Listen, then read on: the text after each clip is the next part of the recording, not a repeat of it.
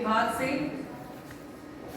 Professor वंदना Sharma ma'am, professor नीलम Gupta ma'am, Shri Satyendra जी, श्री अश्विनी कुमार सिंह, रमेश त्रिपाठी जी और भूतपूर्व अतिथि प्रवक्ता डॉक्टर मिन्नी यादव एवं समस्त रिसर्च स्कॉलर, आप सभी का हमारे महाविद्यालय के और राजनीति विज्ञान विभाग की तरफ से हार्दिक स्वागत एवं अभिनंदन।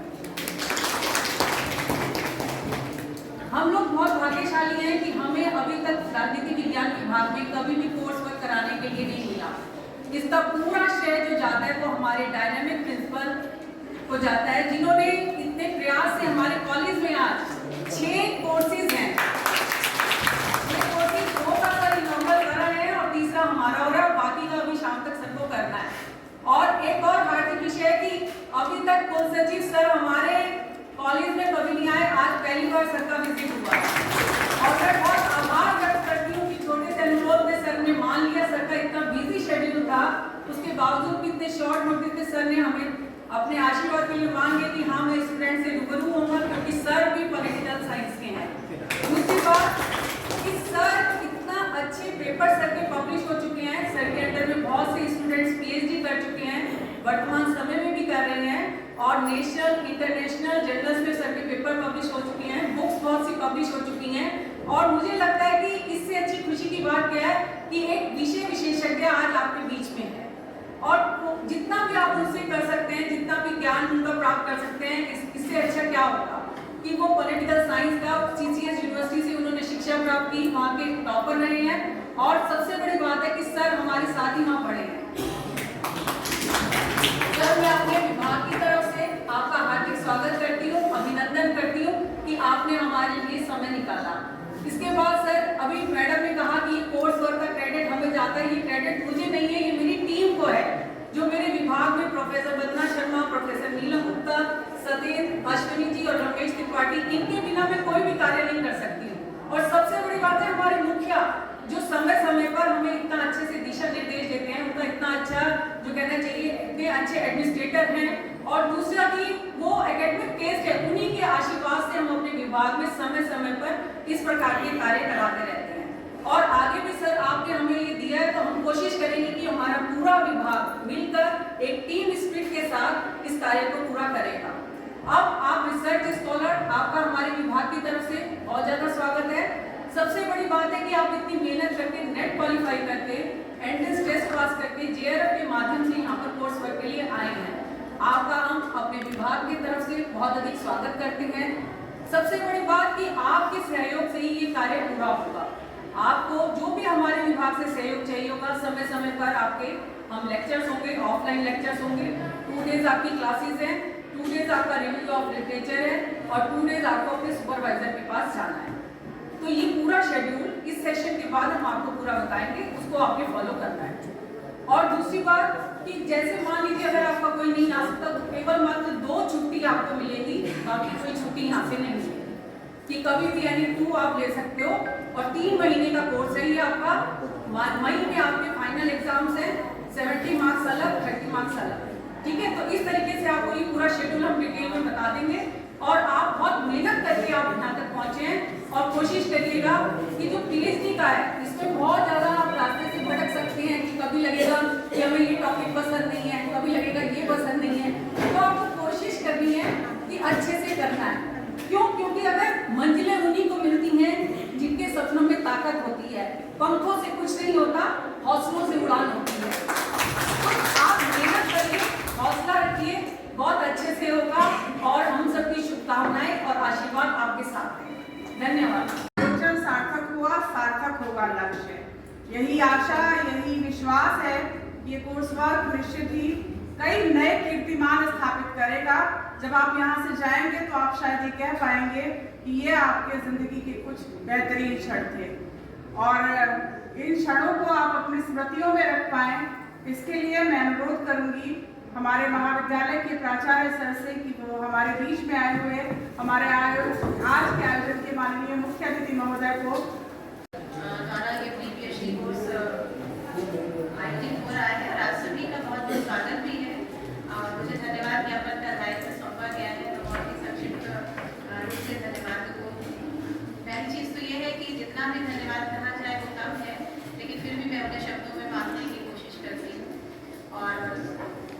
बहुत ही हर्ष की बात है कि प्रथम बार राजनीति विज्ञान विभाग को और बरेली कॉलेज को इस कोर्स वर्क को आयोजित करने का दायित्व सौंपा गया है और इसलिए विशेष धन्यवाद बनता है हमारे माननीय कुलपति जी का, श्री राजीव कुमार जी का।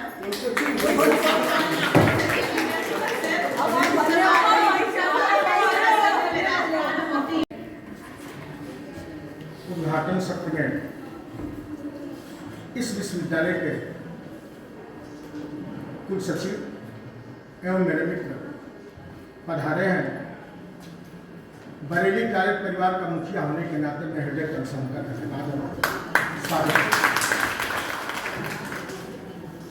साथ ही राजनीति शास्त्र विज्ञान के प्री PhD कोर्स की कोऑर्डिनेटर प्रोफेसर मनमीत जी,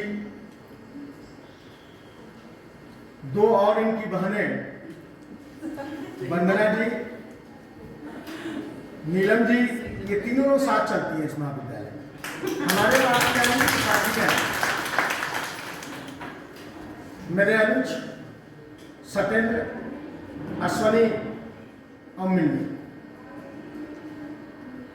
इस प्रदेश के विभिन्न जिलों से राजनीति शास्त्र विज्ञान में शोध वर्ग के लिए जो कोर्स वर्क हो रहा है उसके लिए पधारे मेरे प्यारे बच्चों। ये बरेली कॉलेज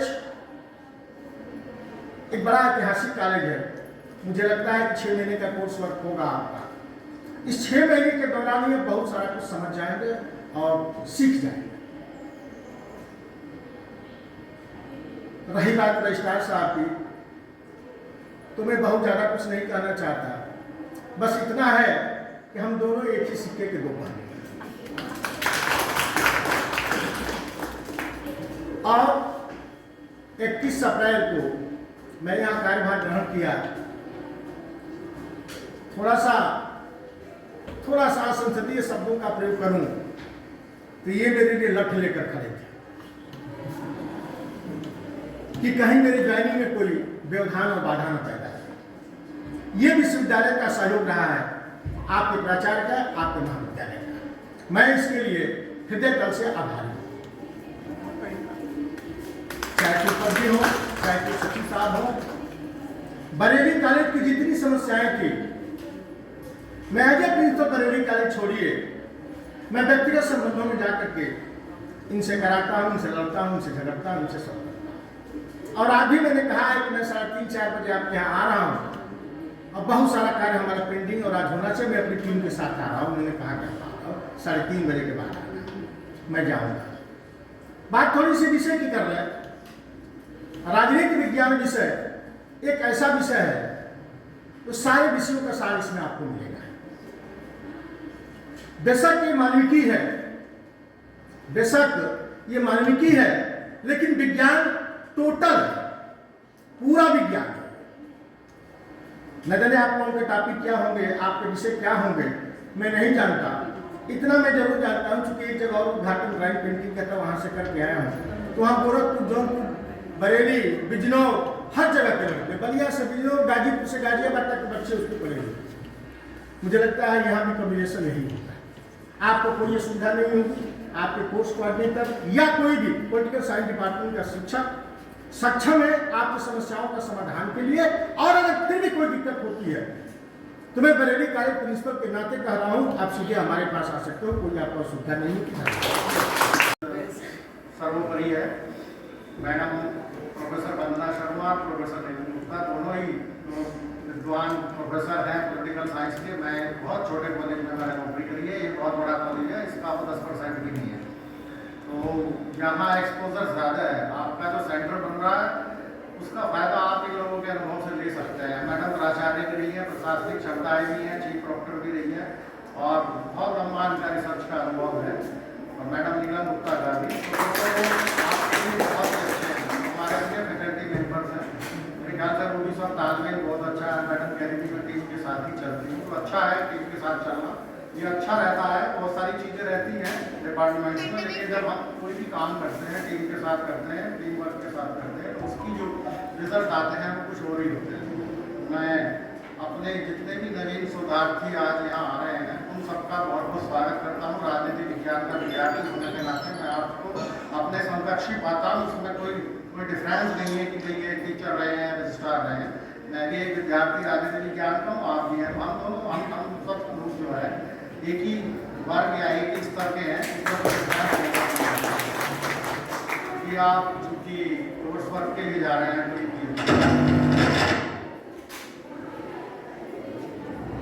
रिसर्च क्या है ये आप सीखेंगे, रिसर्च कैसे की जाती है ये आप सीखेंगे, मेथोडोलॉजी क्या है ये आप सीखेंगे। अभी आप रिसर्च करने नहीं आए हैं, ये बिल्कुल क्लियर कर लेना कि हमें रिसर्च नहीं करनी है, रिसर्च कैसे करनी है ये सीखना है। शायद पीजी में आपने कोई रिसर्च मेथोडोलॉजी का पेपर वगैरह भी पढ़ा होगा, कुछ लोगों ने, कुछ ने नहीं पढ़ा होगा, कुछ पढ़ते हैं ऑप्शनल पेपर है कहीं नहीं है, पता नहीं यहाँ क्या स्थिति है, यहाँ के बच्चे बाहर के भी हो सकते हैं। तो रिसर्च क्या है, मेरे हिसाब से तो रिसर्च सबसे आसान काम है और सबसे मुश्किल काम है।